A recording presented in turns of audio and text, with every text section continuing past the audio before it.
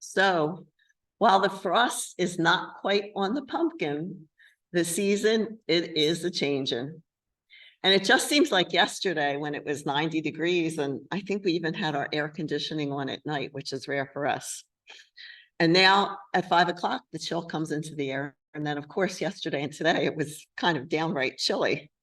And it seems almost as if the change just comes suddenly, out of nowhere almost. But in reality, the earth has been preparing us for autumn, probably for a month, as the days get shorter and shorter. And we don't need to see the leaves changing or falling to know that autumn is indeed here. So recently, sounds like a non sequitur, but you'll see where I'm going. Recently, I found this old book in my basement that my history professor assigned at Immaculata. I say that for my friend Vicky here, 53 years ago, and it's called The Origins of Political Thought in the Middle Ages. And I have 3 other books from that class because I liked it so much. A Sense of the Past and The Invasion of Europe by the Barbarians, which I have read multiple times. And I think I've told you all also multiple times that I'm like somebody from the Revenge of the Nerds. And this is what I like to read. But I had forgotten about the Origins book. And it was written in 1936. And the author talked about how the Western Empire, the Roman Empire, didn't fall in one great cataclysm in 476 AD, as many of us had been taught. Instead, it evolved into something just completely different over the course of the 3rd century due to all sorts of factors, not necessarily, the debauchery of the Romans, which we've also been taught, but other things like intractable economic downturns and barbarian invasions. And as I wrote that, I thought, just as an aside, like we always mourn the invasion of the empire by foreign people, but few ever discuss the invasion of Europe by the Romans. That invasion goes both ways. But anyway, most human beings don't recognize that situations, culture, and religious faiths are always in the process of changing until the scenery around them provides irrefutable proof. And so many leaders try to force the present into a straitjacket of the past that simply no longer fits it. And if you've ever seen The Handmaid's Tale, it takes me a minute to get through that, or read the history of the Inquisition, you know that there is never, ever a way back. And there is no Superman or Superwoman that can, change the world backward, go backward on its axis. And even the past that the retrogrades imagine as golden is filled with myth rather than reality. Thus, the insistence by Christian fundamentalists that faith has never changed is completely wrong. The faith that we all practice today is nothing, very little like the faith that we practiced when we were kids. And the faith of the Middle Ages was not the faith of Jesus and the apostles. So I read an article in the NCR on Wednesday about large numbers of Catholics leaving the institution to worship in small communities like ours for all variety of reasons. And it said that one website, I'm thinking it's the Federation of Christian Ministries, listed 300 intentional Eucharistic communities like ours in 41 states, including the District of Columbia. So if you think about it, the seeds for those communities were not sown necessarily by Vatican II, but instead it was sown by popes like John Paul II and Benedict XVI, who slammed and then nailed shut the door to what were life-giving ideas that could have grafted modern life and religious life together in a hybrid bloom. But as the old saying goes, when someone shuts the door, God opens a window. And that indeed is what God has done.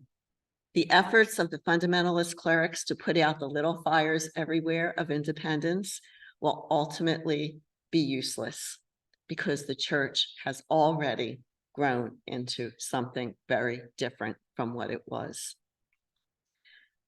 No one can observe the change in the church. Not only can we observe the change in the church, we can also see society changing all around us. So we live in a world of way too many accounts, way too many passwords and two-step identifications, way too many menus with voice prompts. In addition to all that and more, we are repeatedly warned about the dangers of artificial intelligence. The die, however, has already been cast for these modern inventions generations ago by invaluable inventions like Google, cell phones, streaming services, and Zoom. And indeed, our lives are really richer and healthier, despite, obviously, the misuse of those things. So as we move into a future fraught with scary possibilities, perhaps we now can feel some compassion for our parents who lived through the trauma of the Depression and World War II. And just when they thought they were on the road to normalcy, they got hit by the 1960s. So I wrote in here afterwards in case some younger, oh no, for Tina, it's probably her grandparents. So it's both good news and bad news that we all have changed as well.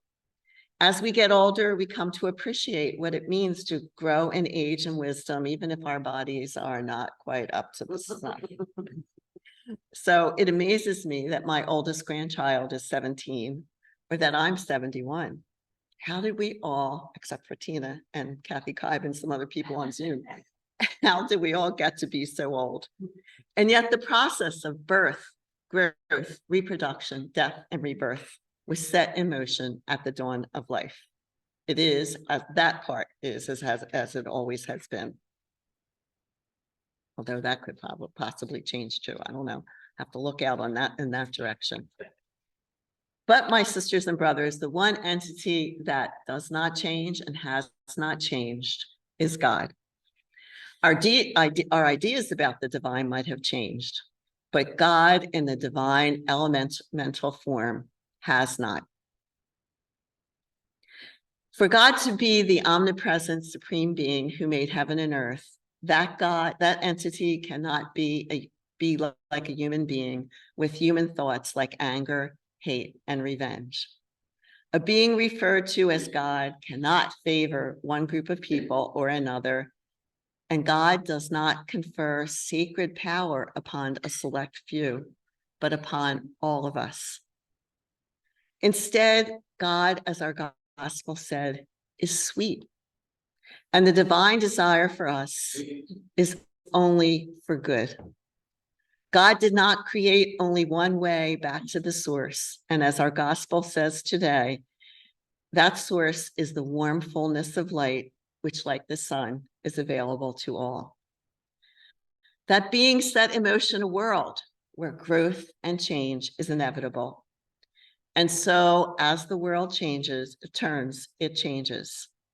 As the sun revolves around the earth year after year, so will we change, physically, mentally, and spiritually, all the while making mistakes from which we hope we will learn. So the good news, it's always good news.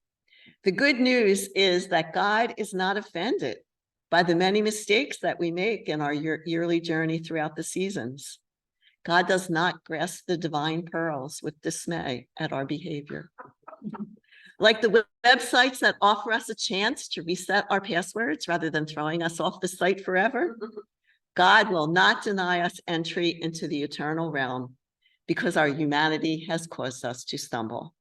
Because as Richard Rohr says, and as our opening hymn said, God is a lover who receives and forgives everything.